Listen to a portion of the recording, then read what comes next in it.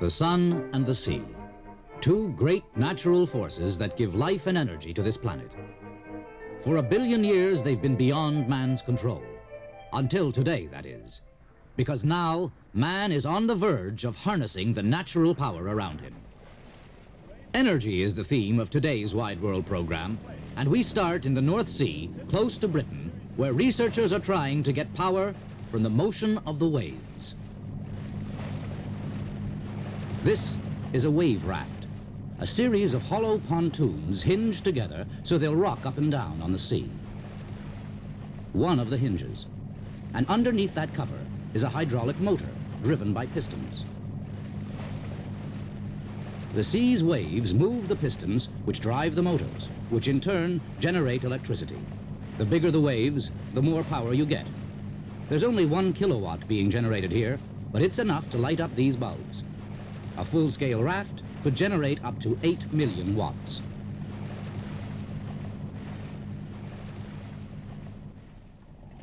The wave raft was invented by Sir Christopher Cockerell, creator of the hovercraft, and it's largely through his experiments that Britain now leads the world in wave power research. Anchored close to the wave raft is this barge, which monitors a constant stream of technical data. The results are encouraging, and it's believed large rafts looking like this could one day be linked together and their electricity fed directly into the national power system through cables on the seabed. Although wave power has a long way to go, the technology for solar power is far more advanced. It's still expensive, though, and not everyone can afford to build a solar-powered home. This experimental house being built in America is unusual. It's both heated and cooled by power from the sun. Special wiring and plumbing is costly, but it pays off in the long run, especially when you realize the average American household burns the equivalent of more than 10 gallons of oil a day. Solar power is also proving its worth in industry. The roof of this American dairy, for example, is composed of solar panels that drive the milking machines inside.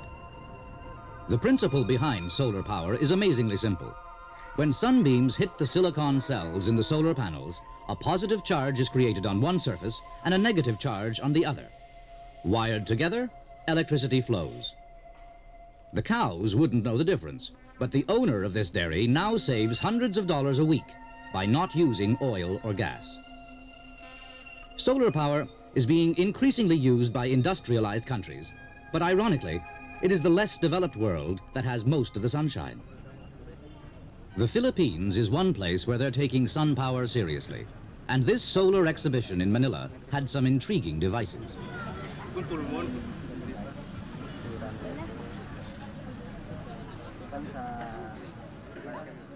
This model is not so much a windmill as a sun mill. The sails are made of solar panels, so they have a double value, generating power from their movement as well as from the silicon cells on their surface. It's a fascinating idea, and especially relevant to the Philippines, where agriculture is the country's main activity. Some students have built a solar water heater. It's simplicity itself.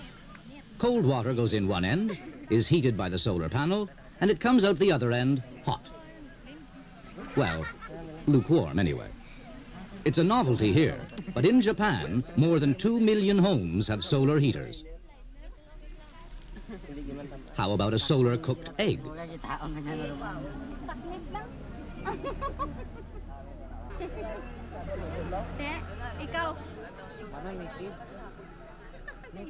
It's not bad, but I think I prefer mine hard-boiled.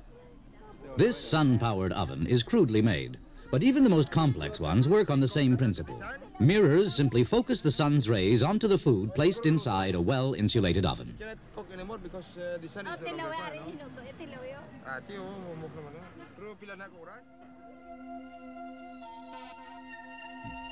Energy from reflected sunlight has reached a high point in the French Pyrenees. This is a solar-powered furnace, the largest of its type in the world.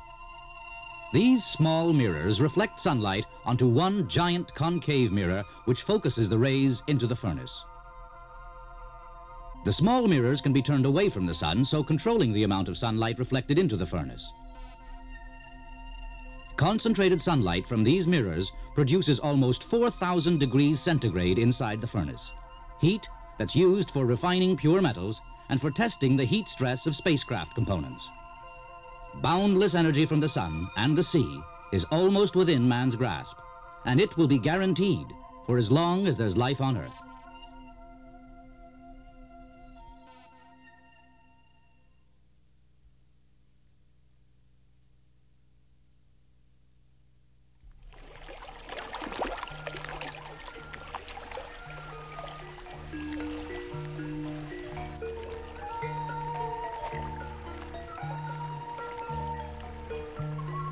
After the limitless power of the sun, we're coming down to Earth to find a more basic source of power, the humble cow.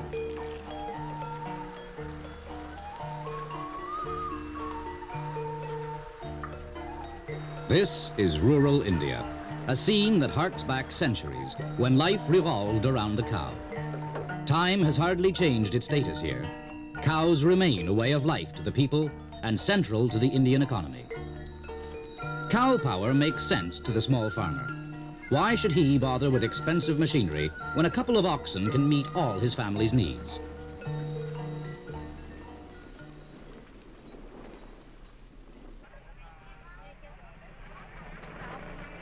A scene like this says it all. While traffic in Delhi streams by, cows sit unperturbed, confident of their place at the center of things. And well they might, because they're protected under the Indian Constitution, as well as by centuries of religious devotion. Despite its reverence by the Indian people, the cow does make a practical contribution, even if a little unceremoniously.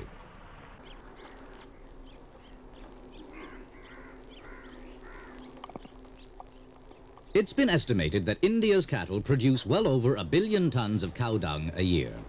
Much of it goes to waste, but some is collected and reduced to organic manure.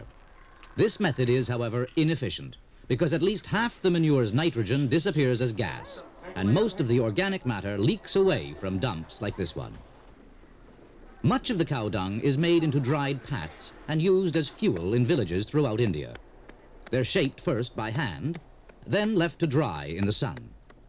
It's an unpleasant job that's somehow always left to the women, and some even choose to do it for a living.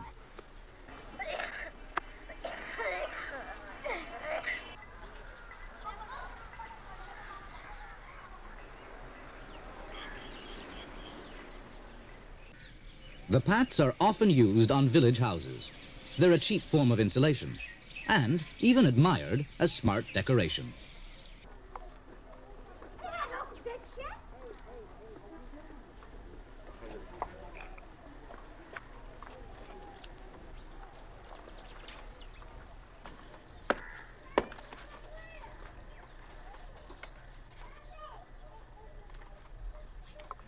Cow dung has been used as fuel for centuries, but it's very inefficient. It also burns with a lot of smoke, so ovens have to be built outside.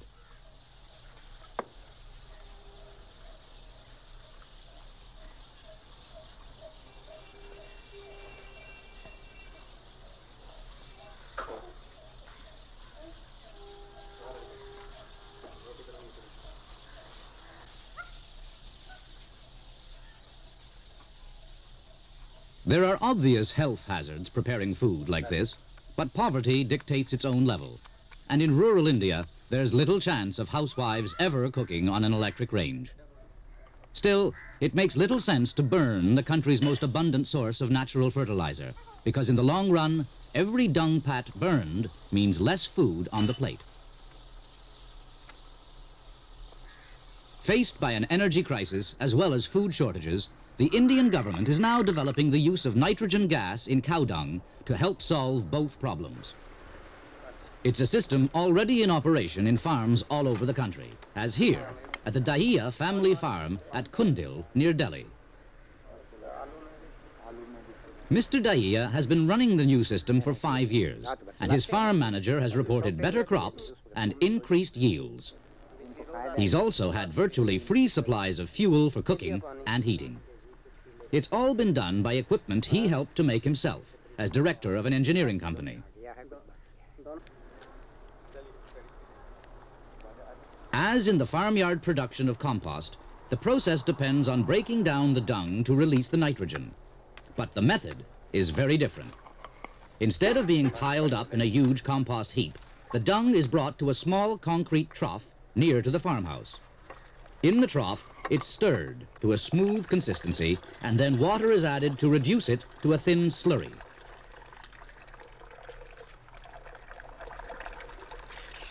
Beside the trough is the main fermentation tank. Once the slurry's made, it's emptied into this tank, which is simply a deep pit lined with brick and concrete and covered with a steel lid.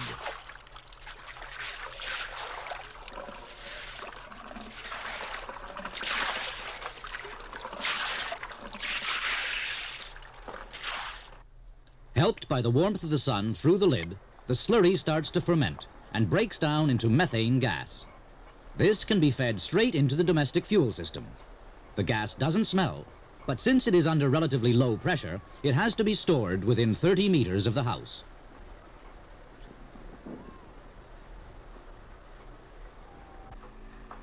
Yep. Oh, no. In the kitchen, the biogas is virtually identical to conventional natural gas. It burns with a very hot, colorless flame, and there's no soot.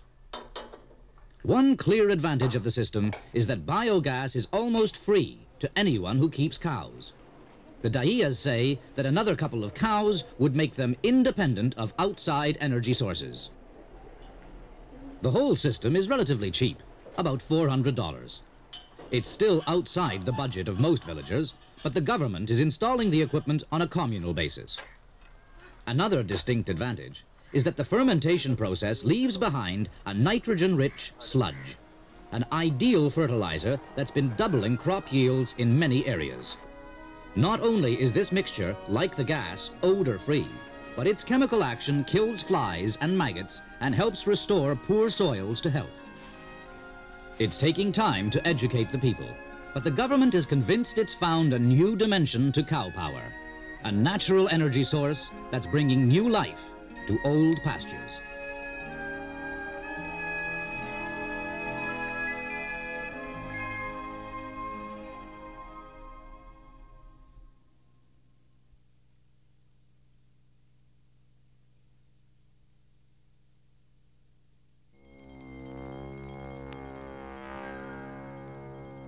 In few places has the search for new sources of energy been more determined than here, in South Africa, where oil reserves are running out and where the hunt is on for new fuels to keep the country's vehicles on the roads.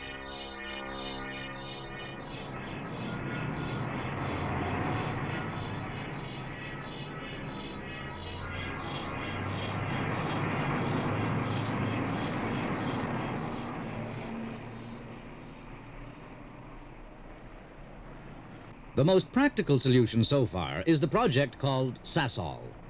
Sasol is South Africa's own brand of gasoline, and it's made from coal.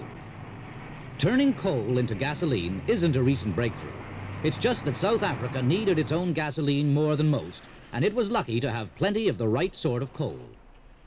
South Africans have proved the technology works, and coal power now keeps these vehicles on the streets of Johannesburg.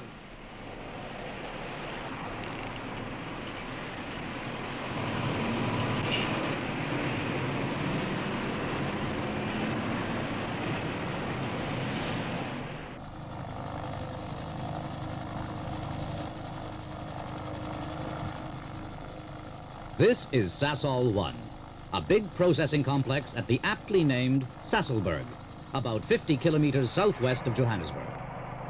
There's also a Sasol 2, which is to be enlarged as part of the drive to make the country more self-sufficient. Both Sasol plants are built on rich coal deposits, and it's these reserves that also power most South African industries, either directly or through conversion to electricity.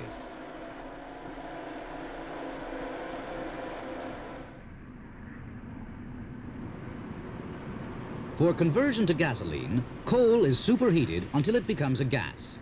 It's then passed over a catalyst to produce a range of hydrocarbons. These, in turn, are distilled into gasoline, ready to be taken directly for distribution around the country. The Sasol project is backed by the government, but the main problem is capital investment. expansion in 1982 could cost over 5,000 million US dollars. But that's the price South Africans are willing to pay to achieve self-sufficiency in fuel.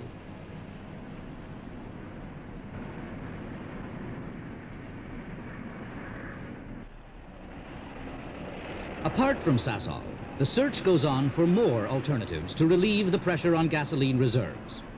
One promising answer has come out of an experimental project in Cape Town.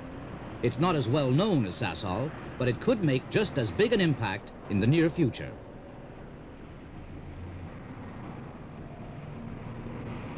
The experiment is centered on these two cars, powered by gasoline mixed with alcohol. The cars belong to the Energy Research Institute here in Cape Town.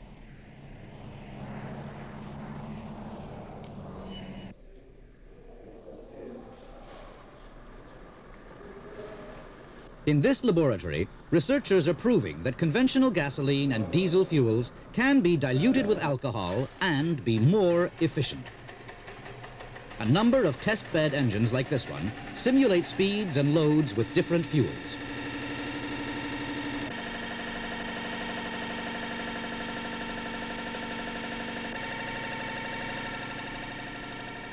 This truck diesel is being fuel injected with methanol and diesel oil from separate tanks.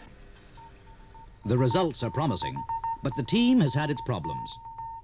These simple demonstrations show the main obstacles so far. This is methanol, the most common alcohol known. It exists naturally in plants and can also be produced from natural gas, coal, and even sewage. In fact, methanol can be produced more cheaply from coal than the Sasol-produced gasoline. Here, gasoline is being added.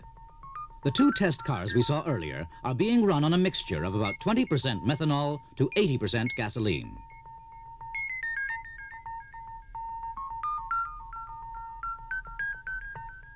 Now, here's the problem: water.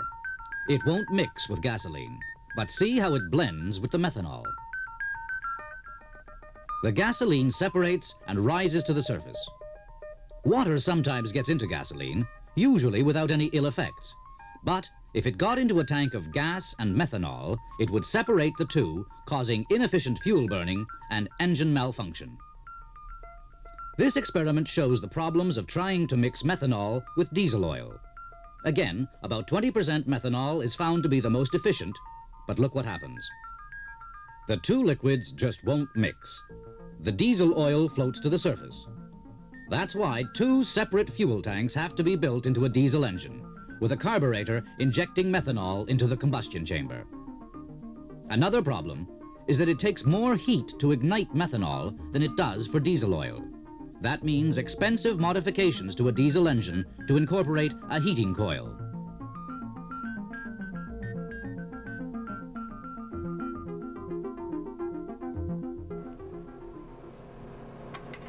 This is the modified car that runs on a methanol-gasoline blend. There are similar cars being tested in the United States, West Germany, and New Zealand. And there's no doubt in anyone's mind that methanol can extend the usefulness of gasoline. So what's holding back mass production of gasoline methanol-fueled vehicles? According to the project director, the mixture is more inflammable and more toxic than gasoline. Also, someone has yet to design an engine that can be mass-produced economically. This methanol petrol car has already been driven over 25,000 kilometers in test runs, equipped with special instrumentation, including temperature readouts from various parts of the engine. There have been no serious problems, and it's performed slightly better than a similar car running on straight gasoline. Methanol is a violent poison and has toxic vapors, but it isn't thought to be dangerous when used in a car engine.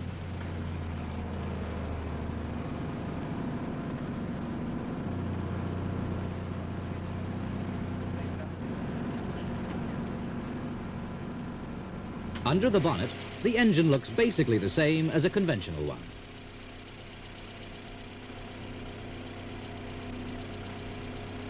There are only minor modifications, mainly to the carburetor jet. Even a car running on 100% methanol would still use the basic internal combustion engine. No new technology would be required. In fact, engines on present assembly lines would simply need a slightly different compression ratio and other small changes.